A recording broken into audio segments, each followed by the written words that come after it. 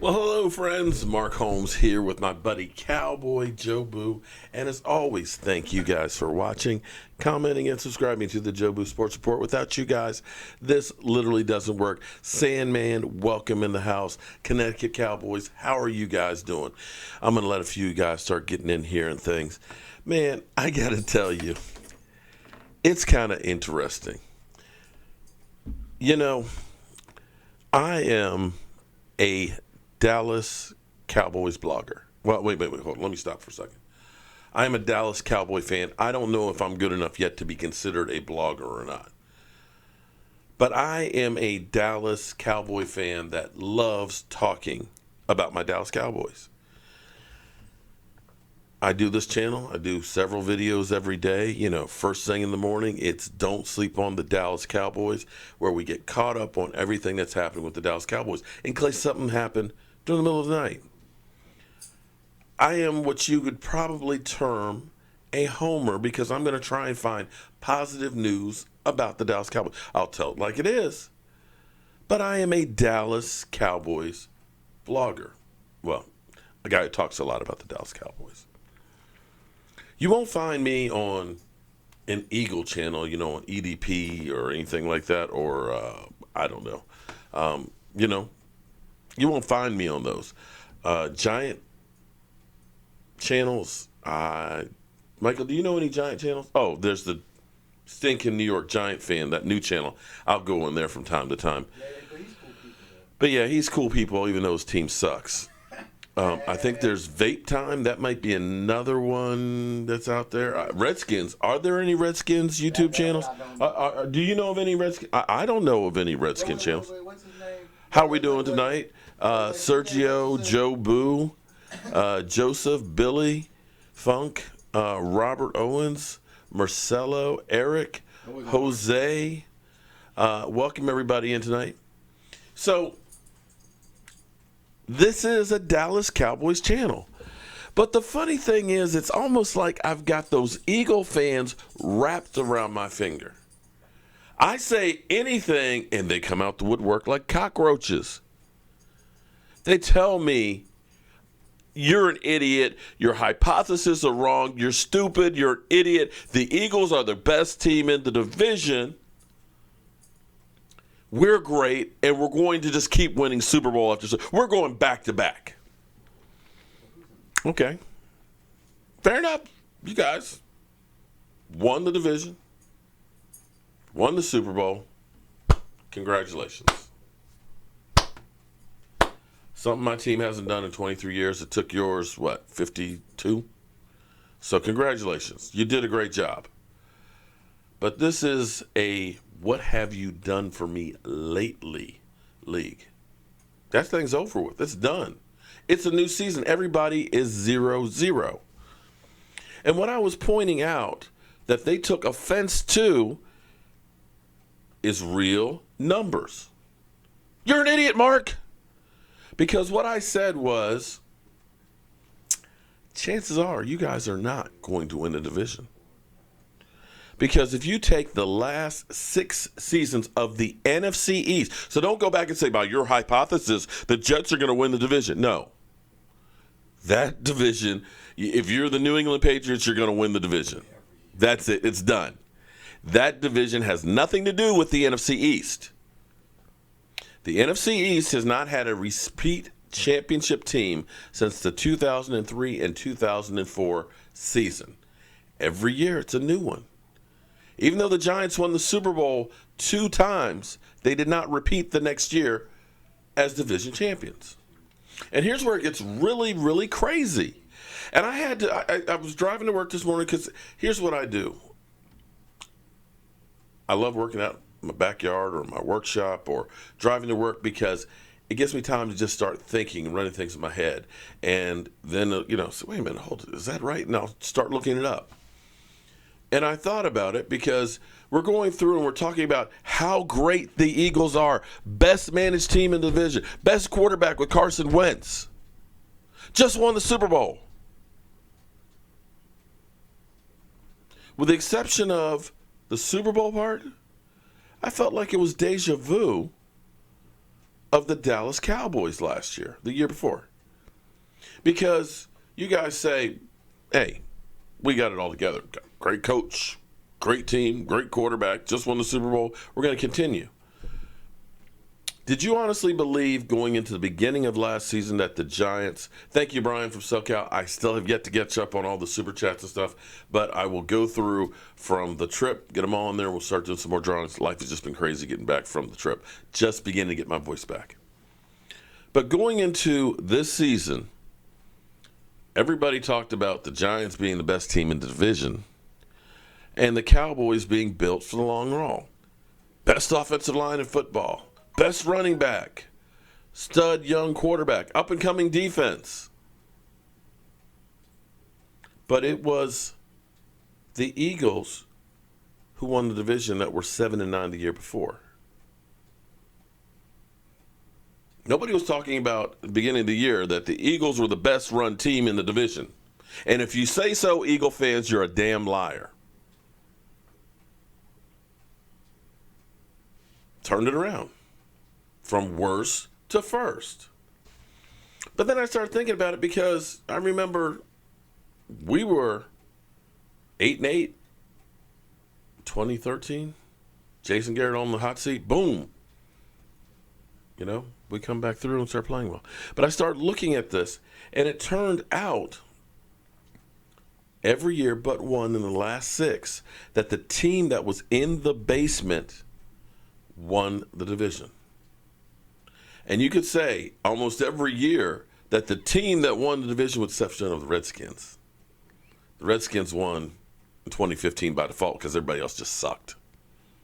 And we played the the NFC South, which sucked too. I believe the Panthers won their division at 7-9.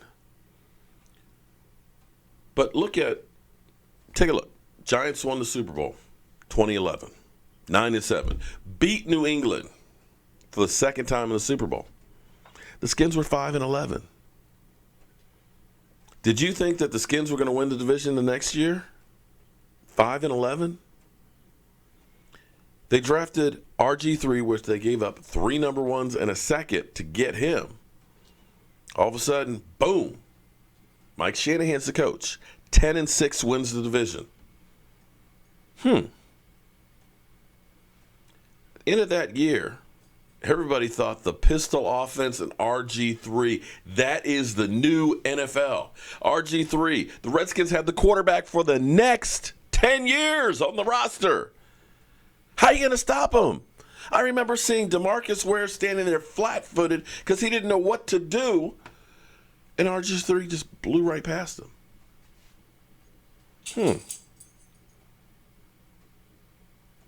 So going into the 2013 season, did you see the 4-12 Eagles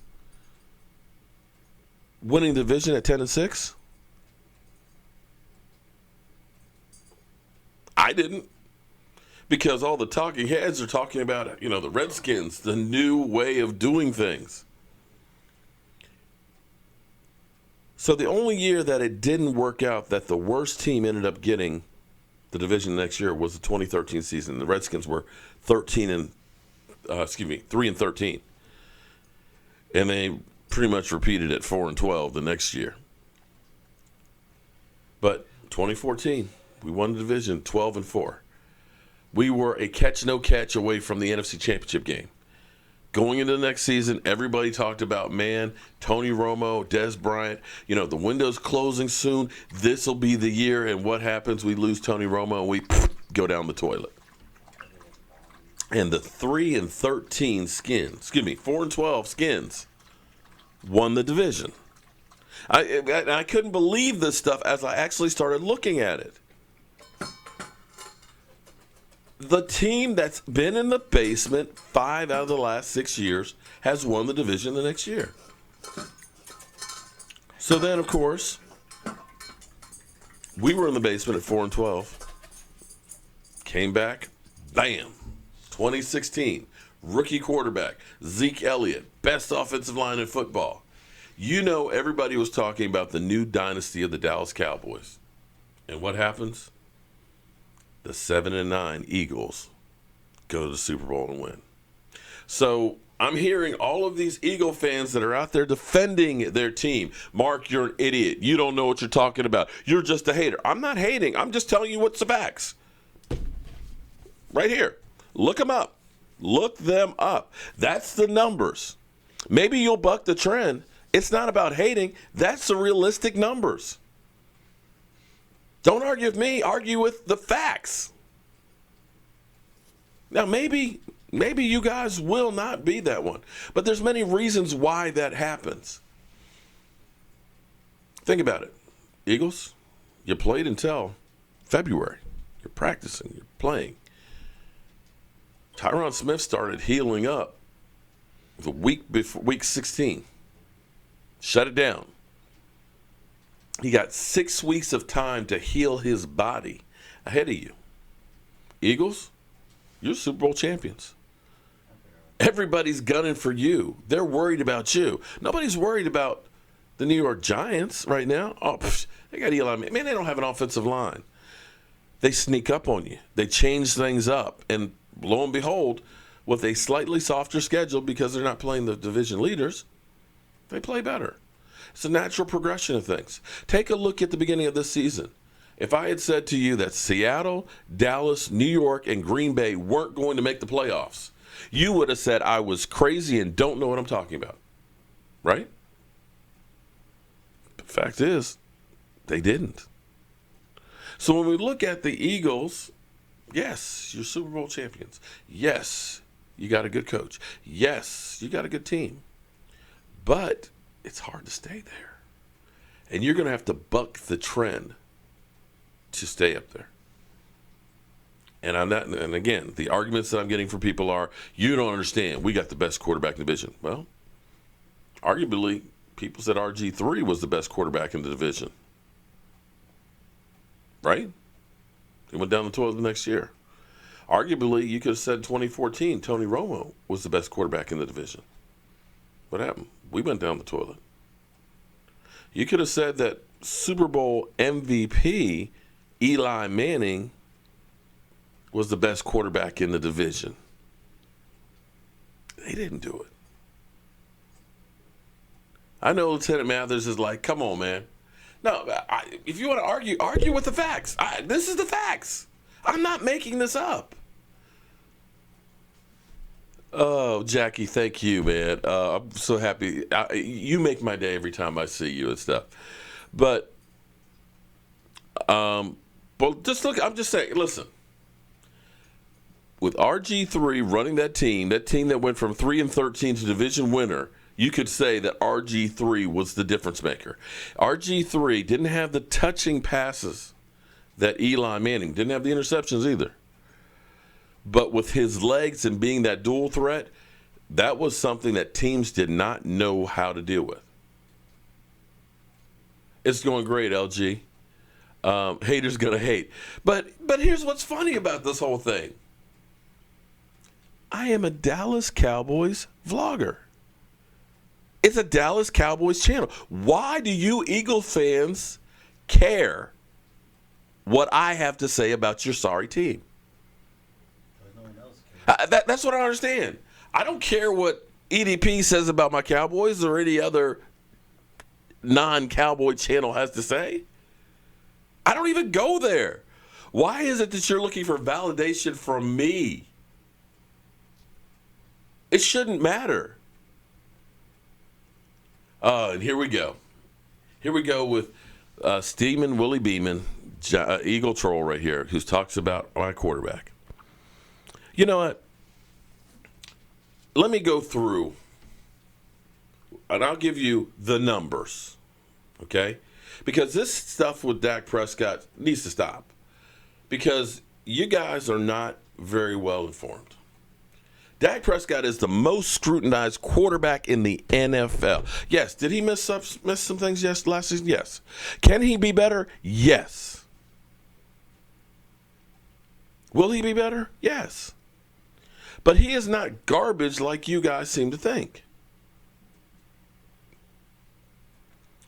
Because I keep hearing all these people that this is put up or shut up year for Dak Prescott. If he's not great this year, we need to get rid of him. Have you taken a look out there and seen what quarterbacks getting paid these days? You know, Matt Ryan just got $150 million extension. Yeah, that's 5 years. $150 million extension.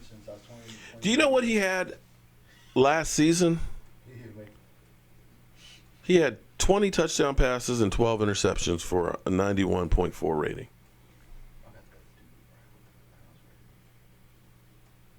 Only 20 touchdown passes and had 12 interceptions. Not exactly earth-shattering, but that was worth $150 million.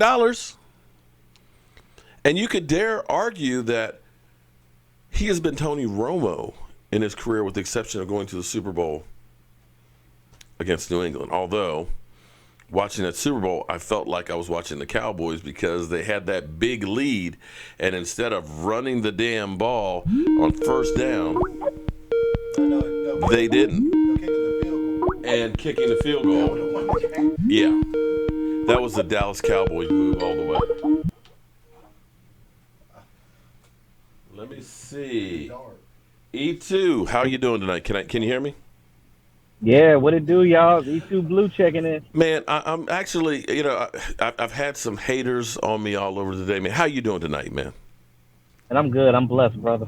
I'm blessed every morning that I wake up next to my beautiful wife. The fact that I wake up, the fact that I'm not taking a dirt nap makes me feel really good. But before you get into anything, I want to go back. I am sick and tired of everybody talking about Dak Prescott as the worst quarterback in the NFL, that he just sucks. He's been given way too much time. He just needs to go someplace, and we need to get somebody else. Are you tired of that yet?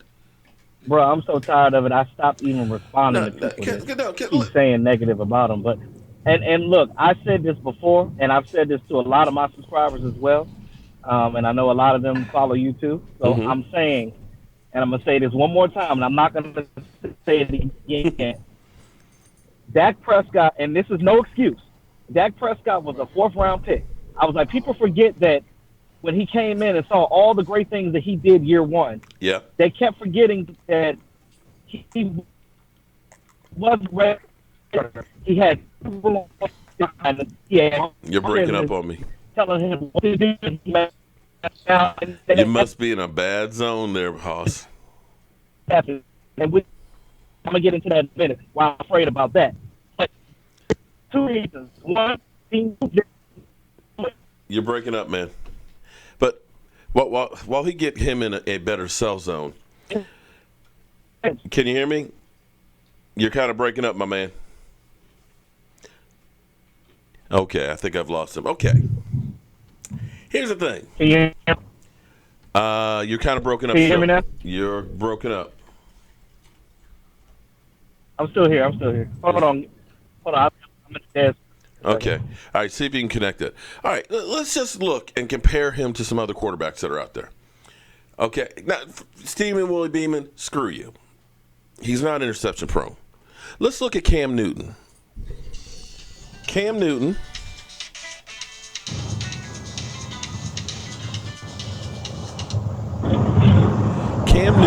Whoa. Are you in a wind tunnel now?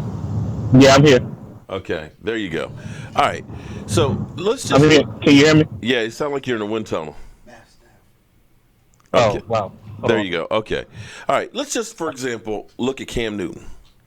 2017, 3,302 yards, 22 touchdown passes, 16 interceptions, 80.7 QBR. 2016, 3,509 yards, 19 TDs, 14 interceptions, 75 QBR. 2015, 38-37, 18-12, 82 rating. And 2013, 3,379 yards, 24 touchdowns, 13 interceptions, 88 rating. As bad as you guys say Dak Prescott is, he sucks. Last year, which wasn't a great year for him, I'll give you that. He had 22 touchdowns and 13 interceptions for an 86 rating. That's not bad for a young guy. So only 2 of the last 5 of Cam Newton's seasons was he better than Dak Prescott was last year. But I don't hear everybody saying that Cam Newton needs to be replaced. He sucks. He's the worst quarterback in the NFL. Am I wrong on that? No, you're right. And how long has Cam been in the league now? Oh, Cam's been there 8, 9 years or so. Okay. Exactly. And Cam has hit his wall. He's not getting better. Dak still has room for improvement. And another thing that I was saying about that is everybody keeps saying that he sucks. They said the same thing about Jared Goff. Are they saying that about him now? Right. Well, let's take another quarterback, okay? Because everybody out there tells us that Dak Prescott is the worst quarterback in the NFL. I saw somebody saying that Dak Prescott was the 8th best quarterback in our division. Joe Flacco, 2017, 3,141 yards, 18 and 13, 80 rating. 2016, 4,300 and 17 yards, 20 and 15, 83 rating. 2015, 2,791 yards, 14 TDs, 12 touchdowns, 83 rating. 2014 and that Super Bowl that he won is with that Ray Lewis defense. Right, and now 2014 was his best year, 3,986 yards, 27 TDs, 12 interceptions, 91 rating, and 2013, 3,912 yards, 19 touchdowns and 22 interceptions for a 73 rating. So of Joe Flacco's years, Dak Prescott's worst one, Flacco only had one better. I'm looking up here. Flacco is an elite. Well, okay, I didn't say that Dak Prescott. But here's the question, Daniel. I know you're a Giant fan. We know you're a Giant fan. I didn't say he was elite, but I didn't. But the way you guys make it out to be is he's the worst quarterback and needs to be replaced. I don't hear people saying Flacco needs to be replaced. I don't hear people saying Cam Newton needs to be replaced. Cam Newton was the MVP of the NFL just a couple years ago. The curse. Come on now. Okay, all right. And since Daniel, Mr. Giant fan, you stinking Giant fan, let's look at Eli Manning.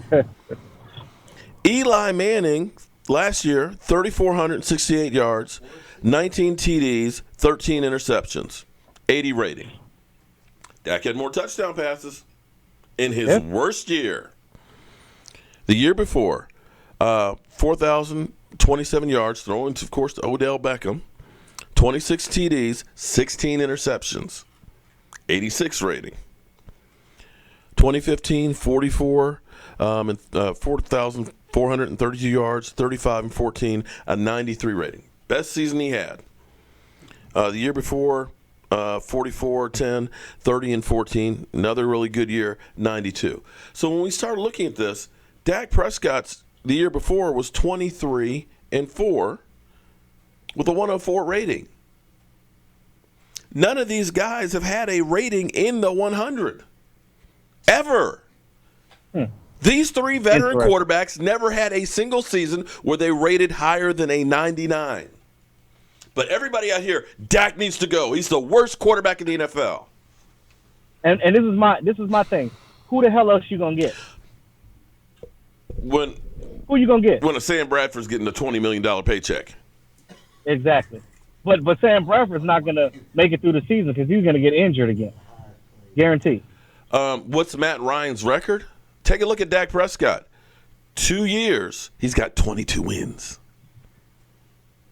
22 wins in 2 years. That's averaging 11 wins a season. He's only had 2 years. Not bad for a young quarterback. Only had 2 years. So don't give me all this, what's his record? Yeah, his record, 9 and 7. You remember all those years with Tony Romo going 8 and 8, 8 and 8, 8 and 8? Now, Dak Prescott never had an 8 and 8 season. When we went 8 and 8, when we went 8 and 8 with Tony Romo was the reason why we went 8 and 8. Not for a bad reason, but for a good thing. Because we were supposed to be 4 and 12. We were supposed to be 2 and 14. No, and I'm not throwing shots at Tony, but Tony, for a good reason, we were 8 and 8 because we could have been 2 and 14. Because with that trash play calling that we had, Tony Romo went in there and changed the plays. Hold on here. Yes, brethren, he says that Matt Ryan took the Falcons to the playoffs 6 out of 10 years, which probably is true. But how many years did they advance? Only one. That's why I say that Matt Ryan was Tony Romo, just wasn't called Tony Ono. Because every year they got to the playoffs, with the exception of 2 years ago where they fell on their face, had the damn game won, but basically choked. And I mean they choked.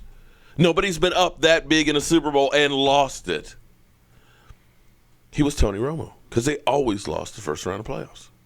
Again, it takes the whole team. Listen, Dak Prescott's been there 2 years, had 2 winning seasons, and has been to playoffs 50% of the time.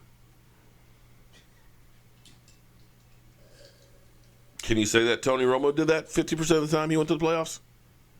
And Tony Romo didn't play till after his third season. No, it was longer than that. No, it was the third season. He came in 2003. He played 2005. Okay, I got to check that again. I thought it was a little longer than that, but I may be wrong. I've been hitting the head a few times and stuff, and haven't been getting enough sleep. Dak is 2-1 versus the Eagles, right? You know, it's just I'm just sorry. I didn't mean to go off like I did, but I'm just sick and tired of people just saying that he sucks. His accuracy problem. Did you see him at the Super Bowl throwing against David Carr? Blah blah blah. Really? That's your measure? This is what I'm worried about. And it's not Dak's ability that I'm worried about. I'm worried about Dak coaching. is only going to go as far as what Linehan allowed him to go, unfortunately. This is true.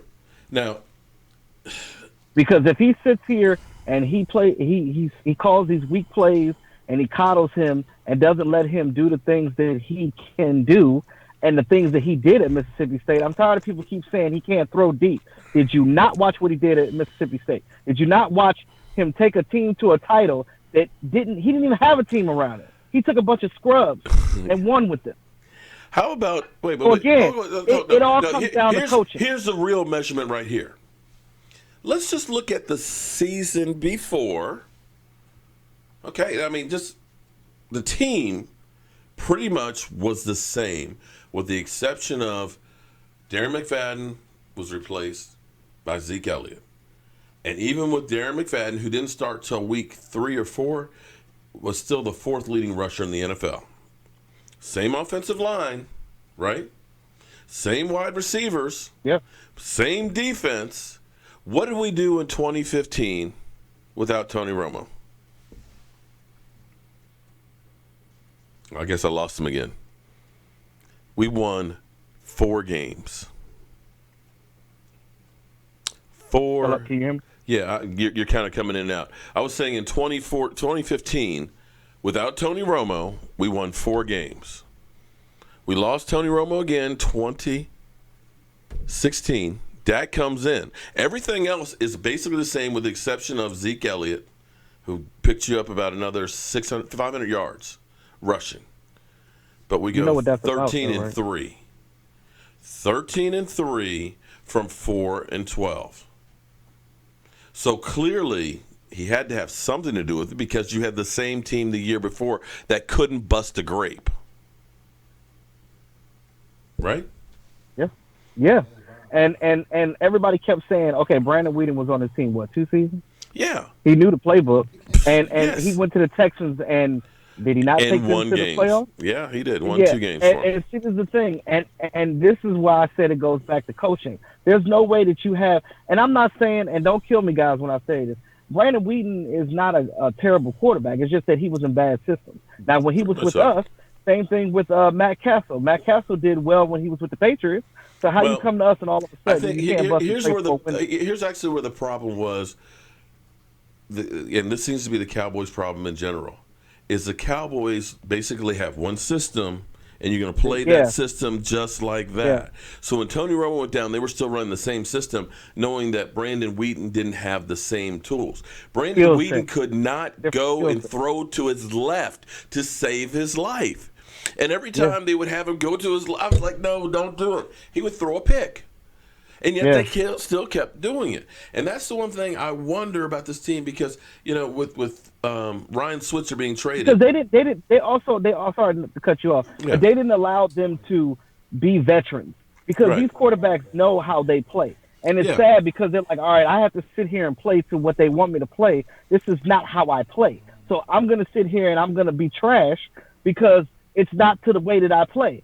Everybody's not Tony Romo. Again, like you said, it was one set play how Tony Romo played. Right. They didn't sit. They got lax. They were like, all right, we're going to let our running game and our offensive line carry the team. That's all fine and dandy, but you still have to market yourself around your quarterback because your quarterback is throwing the damn ball.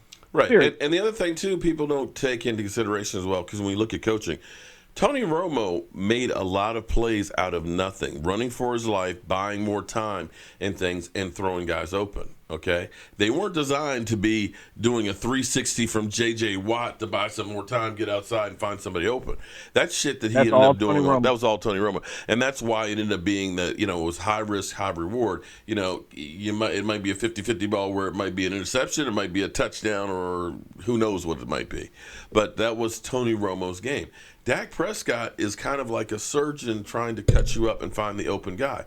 So when we changed up last year and we're trying to keep forcing the ball to Dez Bryant, it was to the detriment of the offense. I'm thinking. That's why I said I think he'll do better with these wide receivers because you got a wide receivers on the team that are hungry. Mm-hmm. They're just out here to play. They're not going to be out here bitching and complaining, oh, I need the ball, I need this, I need that. They're going to go out there, they're going to work hard. Look at that. He's already working with Alan Hearn. Right. He's already working with Tavon. He was working from the first week he's out there doing it. Yeah. So, I mean, these guys are hungry. They're ready to go. I loved Jay Farm's comment in here. He was saying that any other quarterback other than Dak Prescott going against Atlanta, the quarterback would have been killed.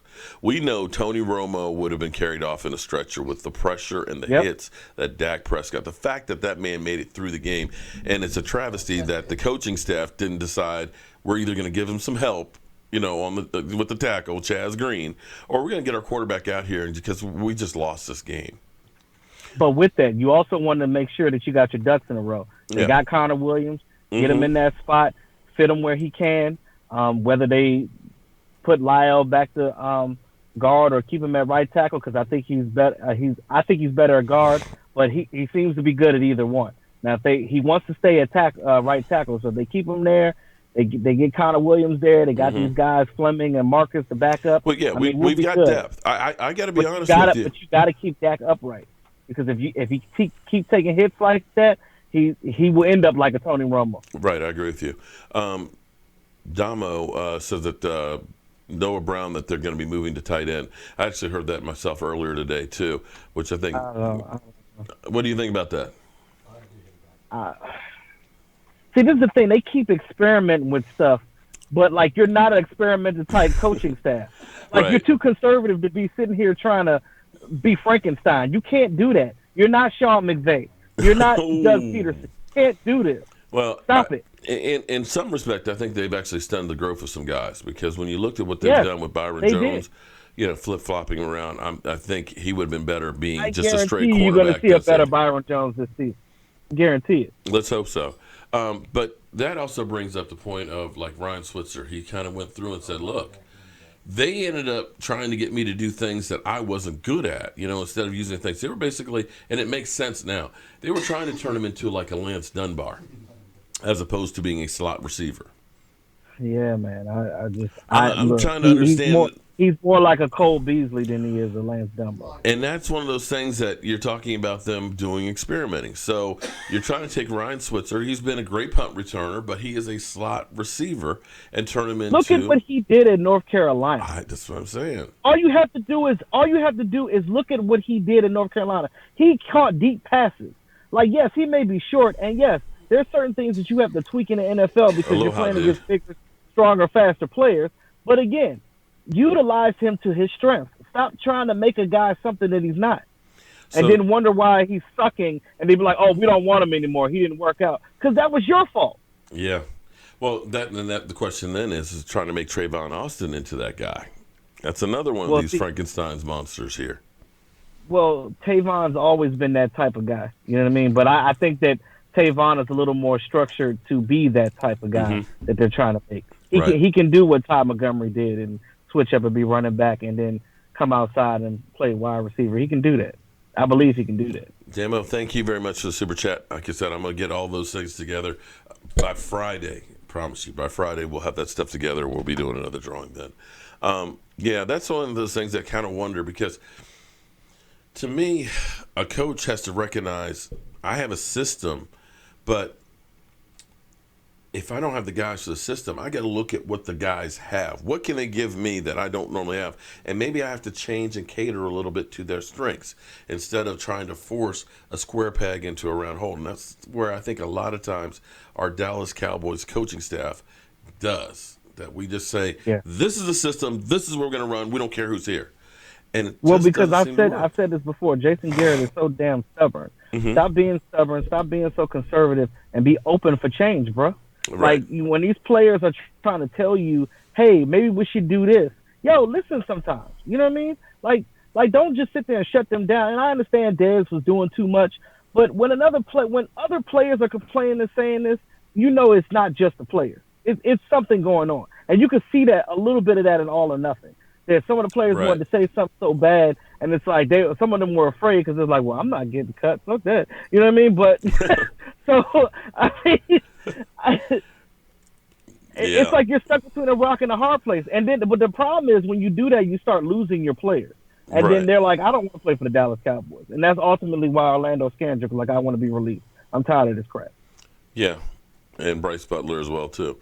Hector, I agree with you. You didn't. I didn't come in here to cuss anybody out. You came to talk football just like I did. And Chris, I do still have the Jobu draft shirts left over. If you go to my website, although it says Black Sheep ones, if you order one, it'll end up being one of those. CowboyJobu.com. T. Will needs to learn to catch with his hands. Yes, most definitely. I agree with that. That's not gonna happen. That's just the way he is. Yeah. As long as he catching the ball, I don't care how he catch the ball. He catch the damn ball with his feet. Long as he catch that ball. That's all I'm saying. Well, okay, so now we are without Jason Witten. And I've talked about a leadership void that, a guy that's been there 15 years, missed one game. I mean, dude was a beast, running down the field without his helmet. Never, ever will I forget that play. Knowing he played with a wired-up jaw. Remember when he actually had to sign a waiver because he had a lacerated spleen, and basically they said, if you die on the field, it's on you, for that buddy. Giants game? Yeah. For that Giants game? Yeah, that's, so you've got that kind of a guy who's a leader. Now, I did hear today that Dak as well as Sean Lee are planning on really stepping up. Let's make no mistake about it. Role. This is Dak Prescott's team, and he better grab this bull by the horns. Yeah. He's got everybody and their sister waiting for him to fail. These trolls and these guys out here that absolutely will not give him any kind of credit or give him anything other than a hard way to go. They're waiting for that first interception so they can say, I told you so, he's sorry. But it goes back to what I said about the whole thing when I said, okay, yeah, he can do all that, but the team has allowed him to do that. Mm-hmm. Don't complain if he starts changing things. Don't complain if he checks a player. Let him do him. If it's his team, let it be his team. Amen. Sean Lee can't lead if he's not out there. Well, you got a point there, Jay. Not necessarily true. But you can still be a rah-rah guy on the sidelines because you can still be an eye. He has. Because and you look at him. Okay, so all of you that watched All or Nothing, and I don't want to spoil anything for those who didn't, but if you watch the very end of it, what is the last scene of All or Nothing? It's Sean Lee in the room studying, looking at film for the next season, staring at the screen. I haven't seen the last episode yet. You're ruining it for me.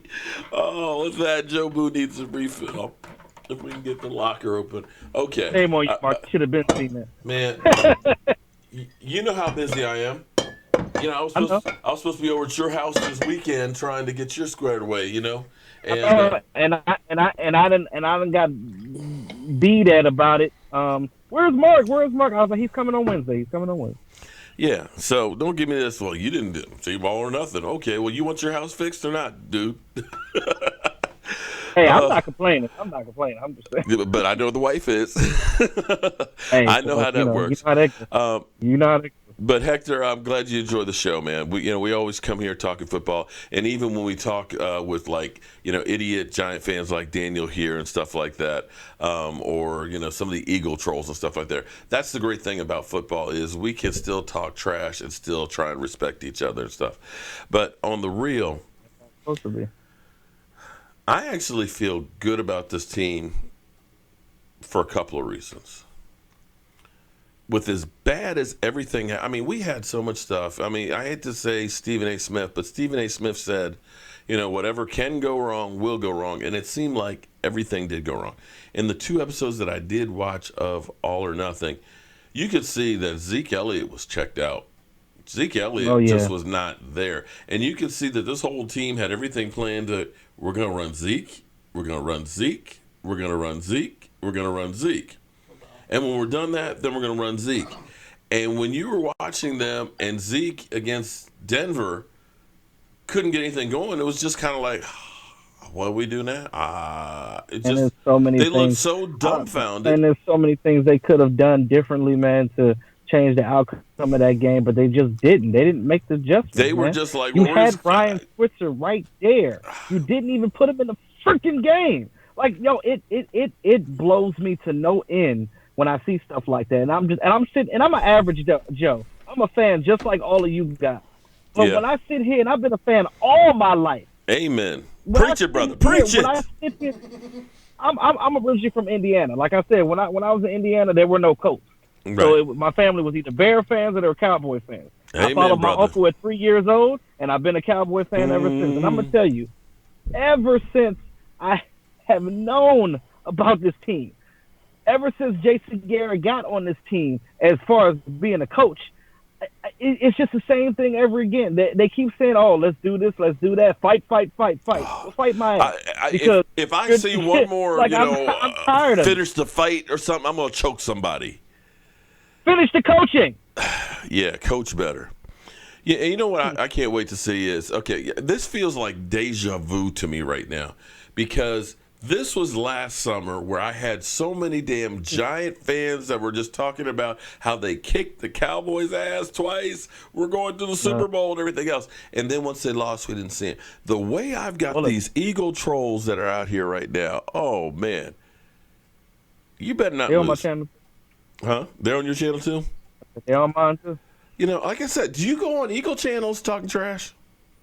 No, I don't even know one. But here's the amazing. But here's the thing that I'm gonna say, because I am always called a bandwagon fan.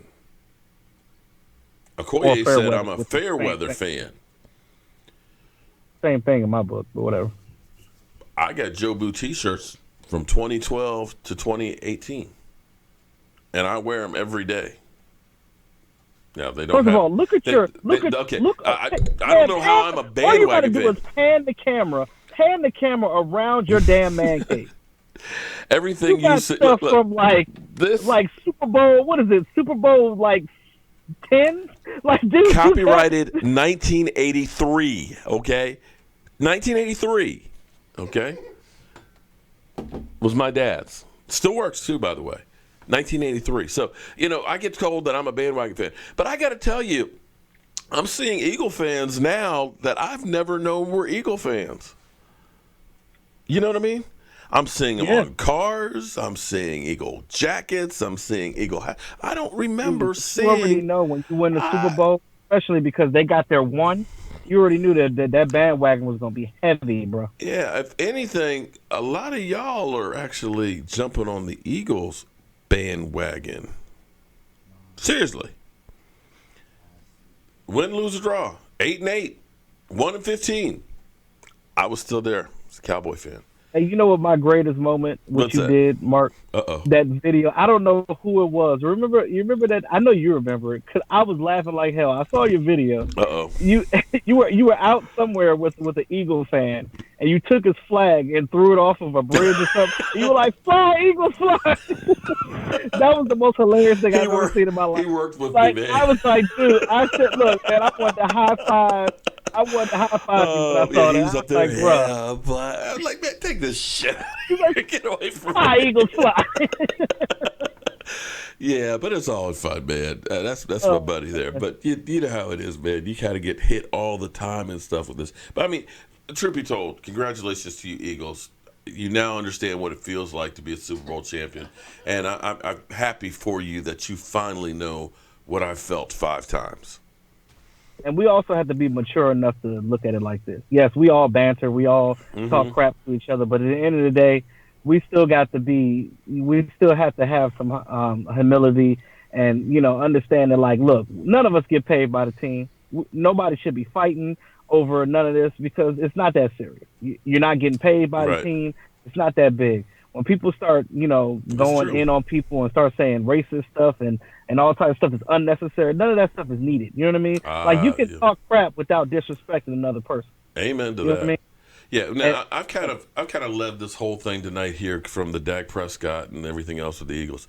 Tell me what you got for me tonight, man. I just wanted to say that real quick about the other teams in the division. Mm-hmm. Just real quick, just important picks that these guys have. We already know that the Giants got Barkley and they got my man Will Hernandez.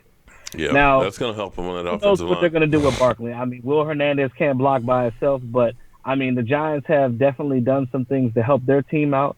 Every team in the division has done something to help their team. Look at the Redskins. They got 2 defensive linemen. They got Settle and they got Deron Payne. Mm-hmm. So their defensive line is going to be much better. So we have to make sure our offensive line is stout because Yeah. if we're slipping, these teams are going to slip up and beat us. And again, you have to make sure that you beat your division before anybody else. Because if you can't beat your division, you ain't going nowhere.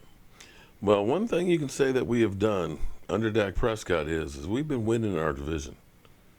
Yeah, I believe we have. he's only got 3 losses in the division in 2 years. Am I correct on that? Yeah, something like that. Yeah. So we've been handling our division for the most part. We had the 2 against the Giants his rookie year, and we had no. It's 4. So we had the 2 against the Eagles this past year. There's So 2 against the Eagles and 2 2 against against the the Giants. Giants. So we've only lost 4 games. Redskins, you just suck. And we swept them. But yeah, Swept them so I twice. mean, we've been handling our division and stuff. And like I said, here's the thing that's crazy is, you look at everything that went wrong last year.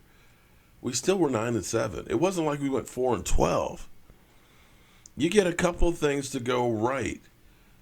You're all of a Now sudden. you can say that 9-7 was given, and that worries me too because we struggled against the second string Eagle team. Yeah, And well, okay. I'll we give you didn't that score one. a touchdown.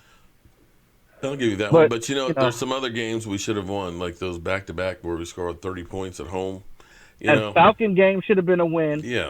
That Falcon game The and that Rams game. Rams game That should have been. Rams was a heartbreaker. Can I say When I Seattle tell you, could man, I have been was a win? throwing all types of stuff in the house. Can I say Seattle could have been a win had we run the ball from the 3-yard line? Come on, bro. Come on.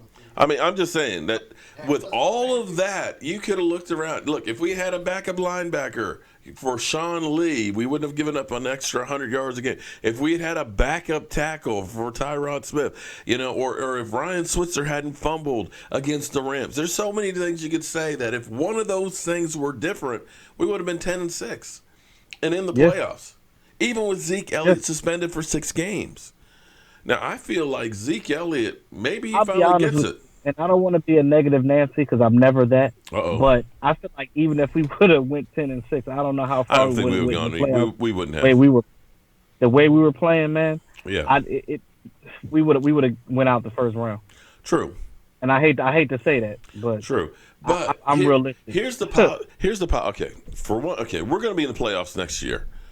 If for no other reason than Jason Garrett always performs when his back's against the wall.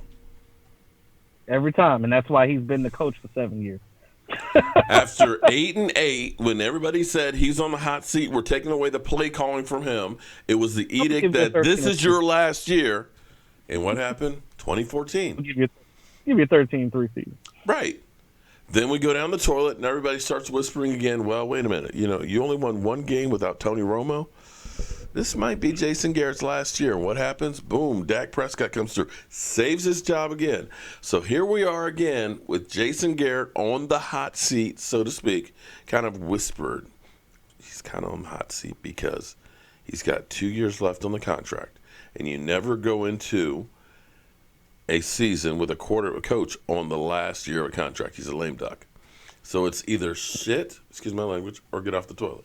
Or get off the pot. So we know we're going to be in the playoffs to save his career. That's the first thing. The second thing is I actually feel good, and I know the talking heads feel great about the Cowboys draft. Not all of them are going to pan out. I read someplace where they looked at grading the players that we drafted, that 7 of the 9 were projected starters in the NFL. This is my thing. You can't grade any draft until after their second year in the league. Yeah. Because all of it is speculation, you know. Mm-hmm. Look at what look at Bobby Carpenter. Do we have to look at Bobby Carpenter? I'm just saying, bro. Like, you can't. I mean, there's been guys that were supposed to go really high and do great things and didn't bust a grape in the NFL. Yeah, they were workout warriors. They were athletes. I agree, but they couldn't play football. We always have the off-season champion, and it's always. And I don't give me that. Don't give me that award. I don't care about that off-season champion. So I want to see these guys come in here, work hard, grit, show some dog, and get to work. That's what I want to see. Period. Well, another reason that I like that, what I'm happy about this season is we do have a lot of new faces, and a lot of people are like, oh, you don't have a wide receiver, but you've got guys that are going to bust their butt to get on the field. People are going to be fighting. They must watch Michael Gallup take in. If that's I've heard that too. But you're going to have guys. That boy is going to be something. And I know some Dez fans out there are going to cuss me out, but then they've been cussing me out. But here's the thing. Sometimes you're better by subtraction. 2013, DeMarcus Ware got cut. Jason Hatcher went to the Redskins after having 11 sack season.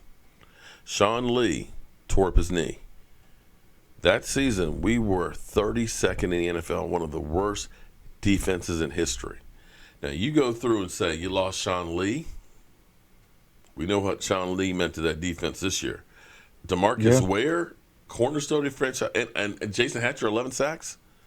That defense went from 32nd to 19th. Not 85 Bears, but they got better without DeMarcus Ware, Jason Hatcher, and Sean Lee. And it could be that this offense, because, one, you're going to have Zeke Elliott back for a full season, and I think his head's going to be in there now. You've got the offensive line together along with depth, and you're not having a bellwether cow that you've got to get the ball to keep them happy. That it's going to be whoever is open like Dak did his first year. And that's what I was just saying earlier. You got a bunch of cats in there that's trying to prove themselves, and they're not going to be crying for the ball. They're gonna get the ball when they get it, and they're gonna prove it by actually showing it on the field and not blurting off their mouth and talking. Now, again, I'm not trying to say a lot of negative stuff about Dak because I am a Dak fan. a Dez fan. I still like Dez, but there are going to be some pros and cons of him not being there. Now, this team is going to be very different in the red zone. Yeah, that is where you're going to see the difference. Without him and Witten out there, you're going to see that red zone. They're going to have to switch some things up and figure out how they're going to fight the red zone. Shout out to a Browns fan. Is this our first Browns fan? Oh, Browns all day. We have a doo-doo Browns fan. And y'all sleeping on the Browns. You're right, man. We always sleeping on the Browns. But there's two things. There's two things that you can always count on in the NFL. New England will win their division, and the Browns will be in the basement of theirs. Now, I will say this about the Browns. If they don't do anything with all that talent that they picked up in these last couple of years, that whole coaching staff need to be thrown in the trash. Dude, it's the curse of Jim Brown or something, man, because every year they've got, 2 first-round draft picks. How the hell do you keep having all these number 1 draft picks and stuff and still can't do anything? I mean, how do you take a running back like Trent Richardson and find out he's absolutely nothing, man? I mean, damn. You picked up Johnny Manziel. Damn, man. I feel like Baker Mayfield is another Johnny Manziel, but whatever. Poor Browns. Anyway, So back to the Cowboys. Yeah, so But, Cowboy fans, when you feel bad about our team, think about the Cleveland Browns, okay? And just be glad that you're not the Cleveland Browns. We kid because we love. Come on, man. But no, don't come on back, Brown fan. Come on back, man. I'm sorry. I didn't mean to insult you. But it's okay, guys. It's all right, man. It's all right, man. No, it's just comedy, guys. It's just comedy. That's it, brother. That's it. But why else do you? Okay, so I've given you some reasons why I feel better about our team. I still want a safety. I like Xavier Woods. I like. I don't think they're done. I don't think they're done with either. Their but we need, if nothing else, some more depth. I still think we need another tight end.